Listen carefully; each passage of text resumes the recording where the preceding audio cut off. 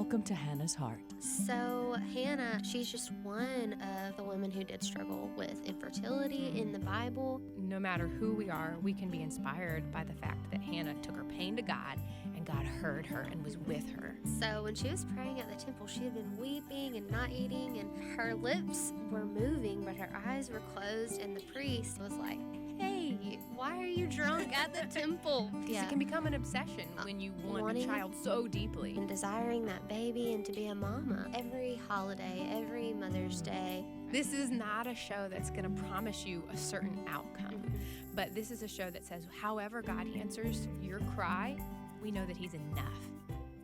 Hey, I'm Ann. And I'm Kendra, and you're listening to Hannah's Heart on American Family Radio. Hey, if it's your all's first time joining us, welcome. We are the Hannah's Heart family, and we started as a show for couples who were struggling with infertility or miscarriage. That was our story, is our story. Yeah. But, we've expanded to talk about some of the things that we've walked through, adoption, foster care, fertility treatments, secondary infertility. Yeah. Really, if even people that have been on the show that's struggling with singleness but wanting to be a parent, if God is building your family in a way that's different than what you thought, this is a show for you. And we just want to encourage you to cling to Christ along the way. He's enough, and we're here to encourage you as well. That's right. That's a long mouthful. But it's getting longer and longer as we add to it. It's getting longer and longer as we add topics that we've talked about.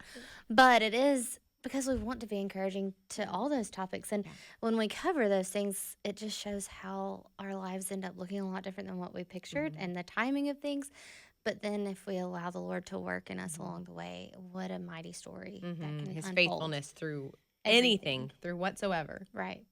And that is kind of what we're going to be talking about today with our guest that we have on, Emily.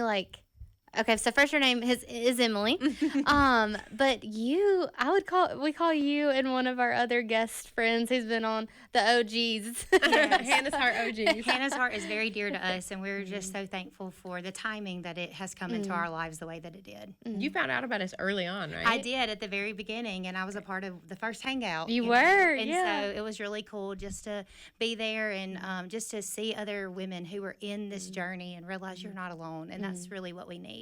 For those of you that are in the Tupelo area, we do have a Hannah's Heart hangout for women that are struggling with these issues.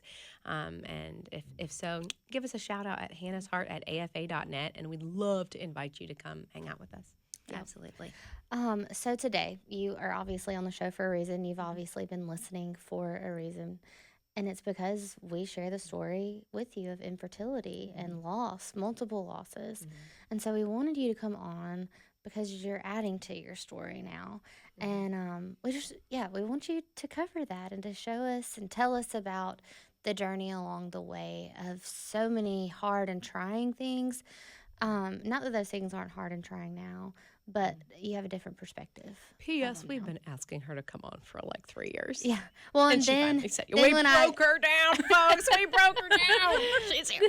Then a few months ago, and I was like, Yes. hey, I don't know if you're feeling this or not, but with some new news that we're going to talk about today, I think you've been on the calendar now for over 3 months. So Yes, it's been definitely a time where I could see the Lord's preparing me, and the timing's right. I've come from a place of being able to heal and be able to share the exciting things of what it looks like to walk through that. Well, Gurley, you just get started. We've already introduced you as Yeah. Emily. Tell us about your hubby and Okay. what life looks like. Yeah, so I am, of course, Emily Lott, and I'm married to James, and we have been married for 7 years. We are college sweethearts, and so we knew early on that we wanted to start a family.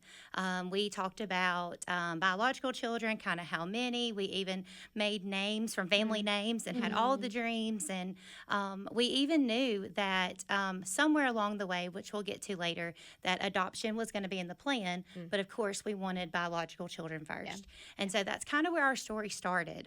When we got married in 2018, we kicked off with what we thought was going to be just marriage, and then here comes the house, here comes the kids, here comes all the things, and that's not the way our story landed. And so through all of those things, we have seen God's faithfulness even when it wasn't so easy to do. Yeah. That's so good.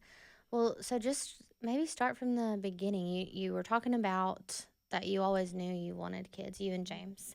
And so feel like we all in our innocence think like, well, this It's is just all gonna you happen. do, Yeah, like people absolutely. get pregnant on accident all the time, But then when you struggle with infertility, you find out like that's not all you do. Right, and that's what we saw. After marriage, we got married and we bought a house and all those things. But what happened to us was that we noticed like we never really were preventing pregnancy, but it never happened, and that kind of raised flags for us. I knew early on that I had a diagnosis of PCOS, but I didn't really know what those letters meant and what was happening in my body, and so And those letters do mean they polycystic ovarian syndrome. they do, yes. And so because of the diagnosis, that's all I knew, but I didn't know what, why, and how, what was going on.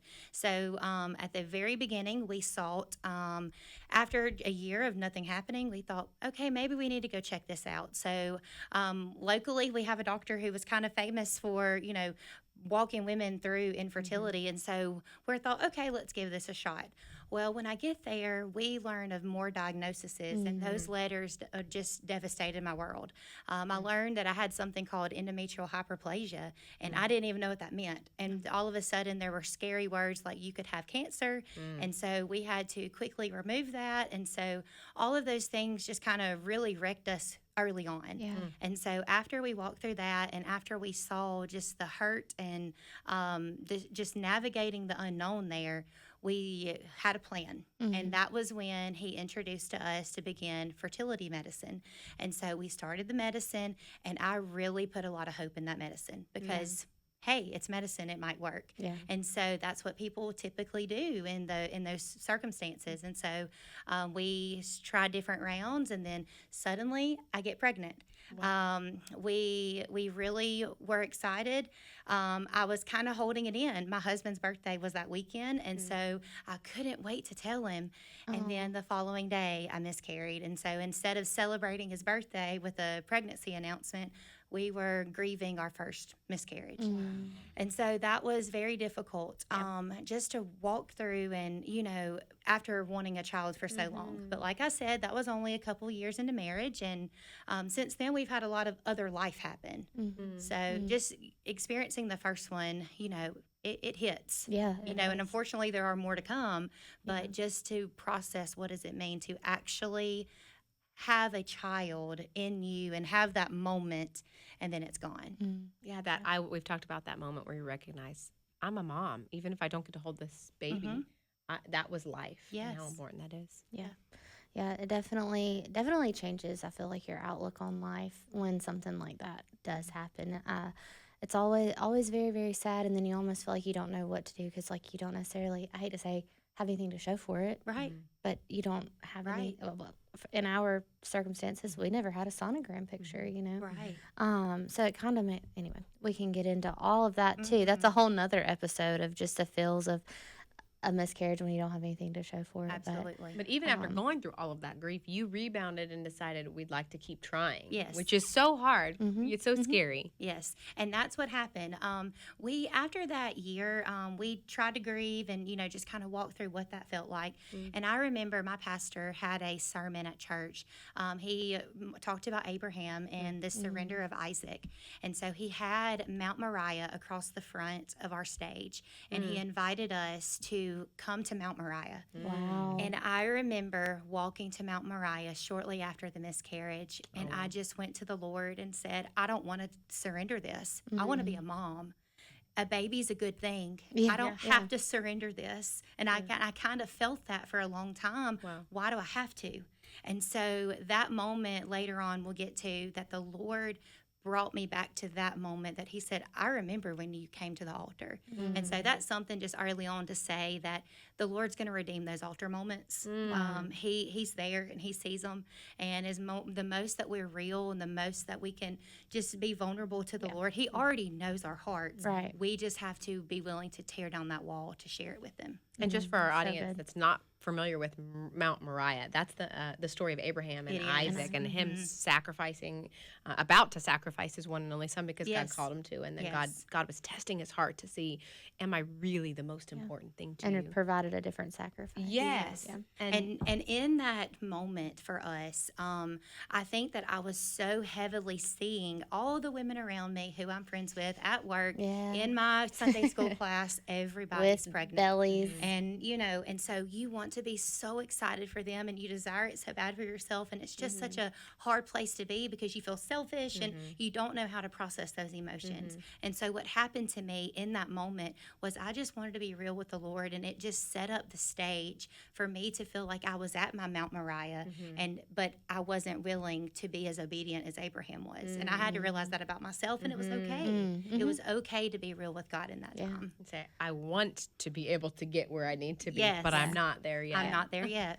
So time goes on, and you have another 2, Yes. 3. So as we continue on, we had several days where just waiting and didn't really know what to do after the first miscarriage. We end up going to another doctor out of state.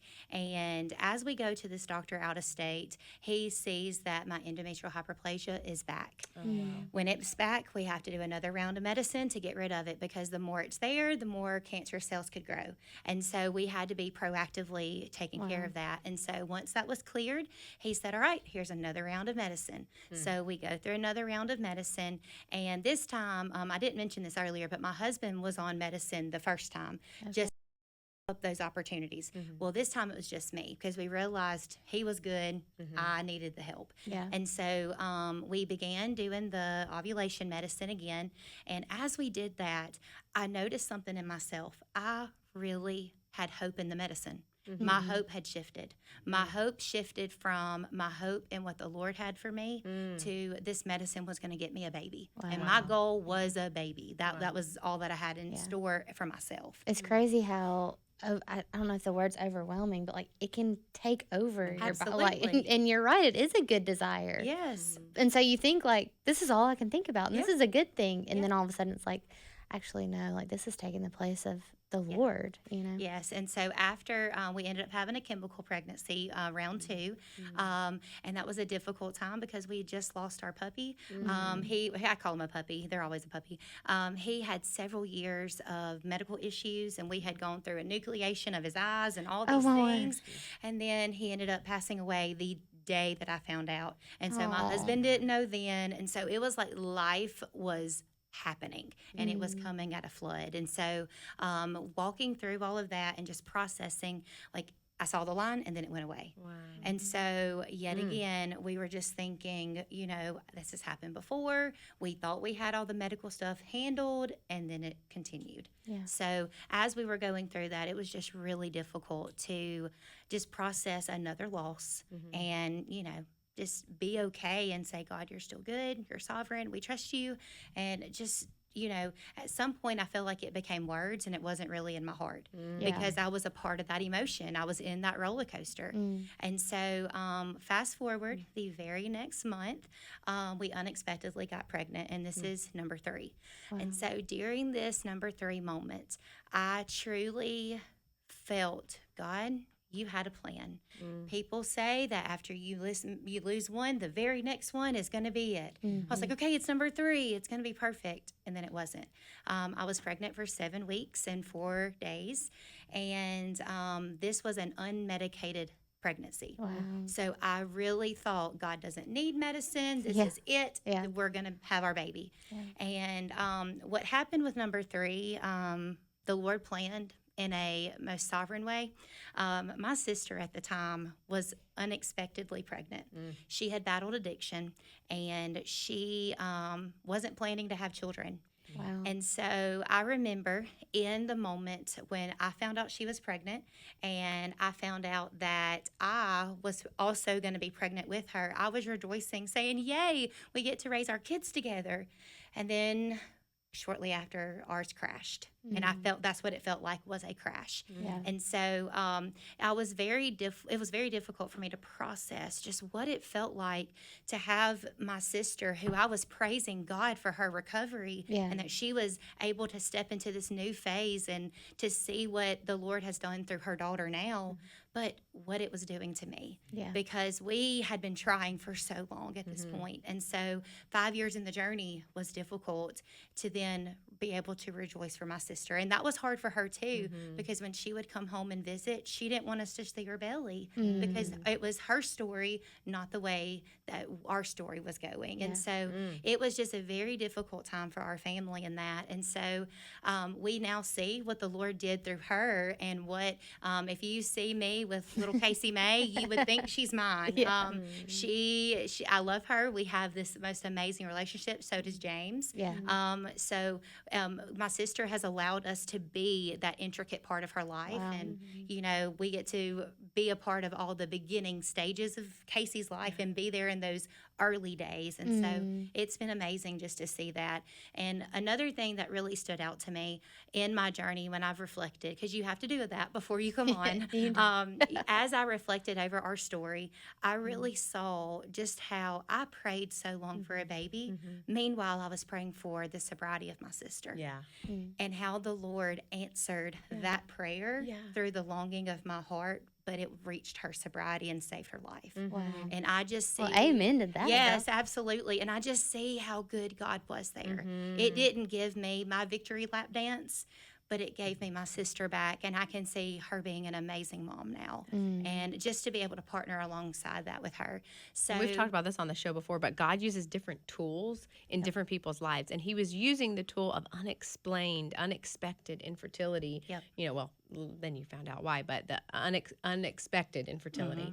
And he was using unexpected pregnancy in her life to draw both of you closer to him, but a different tool. Right. And our relationship has just taken a brand new turn, and we have skyrocketed into the closest we've ever been. And so it's been fabulous. That's awesome. So through processing Casey May, there was a day that finally came to, I'm going to call it the head. Okay. The emotional hit when it was all the boiling point moment.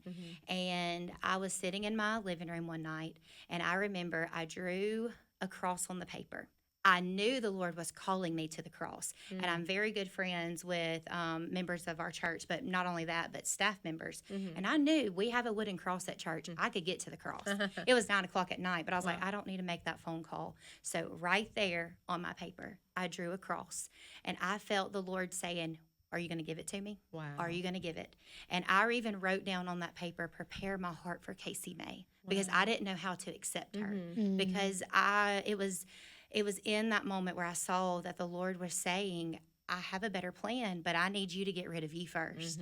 And so I wrote on the paper just the desire to be a mom, to the what if it never happens, being okay with that. And so that's a hard point to get to. it is. And so I just felt the Lord just drawing me in, and he led me to when I stand at the door and knock. And in that moment, he said, Emily, I'm knocking at your heart.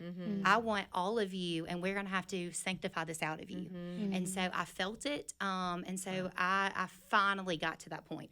That wasn't an overnight thing. Yeah. And so this is many years of finally reaching that point. So I remember after that moment, I looked at the cross and I thought, Jesus, you went to the cross to die for me. I should be able to willingly give this to you. What you did on the cross was so much greater than this desire for me to be a mom. And so when I started measuring that, I realized there's a better plan, and it's not my plan. And so, yes. Y'all, that'll preach. Yeah. That'll preach. And so after that, I had that cross moment. That's what I continue to call it. I fast forward saw the Lord intricately put things in my life. And so I have a dear friend. Her name is Leanna Hollis, and she hosts a whisper gathering for women. And so What is a whisper gathering? A whisper gathering is when a group of women just come alongside and they listen for the whisper that the Lord speaks, not in the big, but he gently will speak. And it helps you realize that you have idols in your life. And so because of those idols that are in your life, he is wanting you to say, none of those matter. Mm. I'm sovereign. I am the first and foremost. And so as I went to this conference, we call it a conference, as I went there, I knew without a doubt that the Lord was prompting me, did you really lay down that idol?